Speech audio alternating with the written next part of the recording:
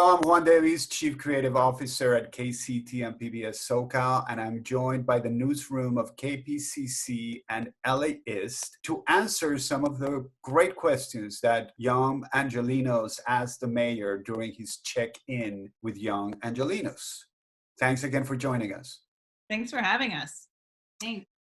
Carla, I want to start with you. One of the students we just heard from was asking about counseling resources and mental health during this time. What else can you add to the conversation?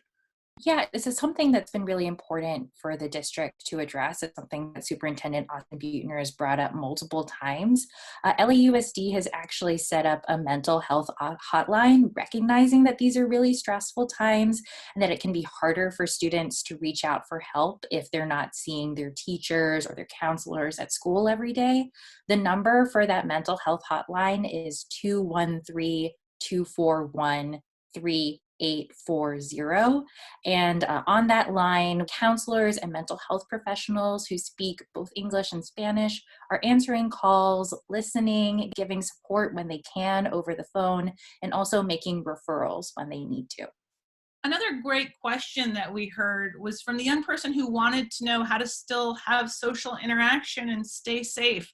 And Jackie, I wonder what advice you have out there for high schoolers who do want to still spend time with their friends or their families. Yeah, I mean, teenagers are really hungry for social interaction, and really the best thing that they can do, like everyone else, is use technology. I mean, there's games you can play against your friends while you talk to them. You can do something collaborative. Minecraft is very popular. You can also make a book club. Most of the public library's resources, books, and magazines are available online for free. It is important to remember that everyone, even young people, need to stay 6 feet apart because you can have COVID-19 for a few days without showing any symptoms. And Libby, what would you say to the young woman curious about how to find a job, what the city could do for people who are about to go on the job market? It's a very tough time all around. We're seeing large budget cuts from the city's side. Of course, a lot of folks are, maybe their parents are getting furloughed. If you're a younger person, or maybe you yourself are not getting the hours that you were hoping for at a part-time job. Los Angeles County does run a job assistance program, but you have to be 18 to be a part of that. And you're usually prioritized if you are, say, a veteran or you have a special need in terms of getting placed in a job like that. Now, the Los Angeles City does run the College Promise program, and that is 2 years of free community college for LAUSD graduates.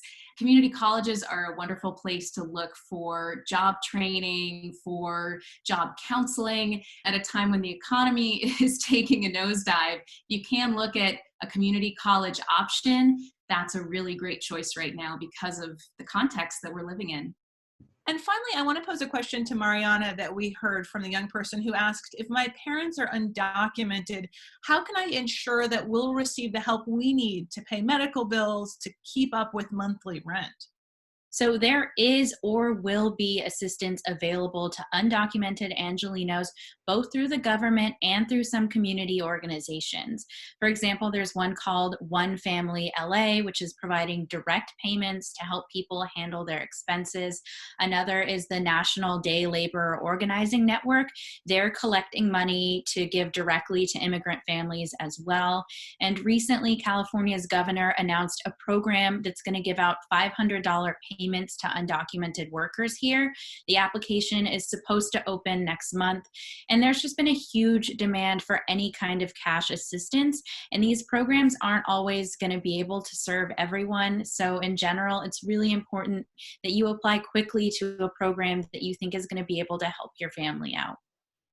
You know, after speaking to all these young people, it was really incredible to see how resilient they all are and how ready they're going to be to making great decisions in the future.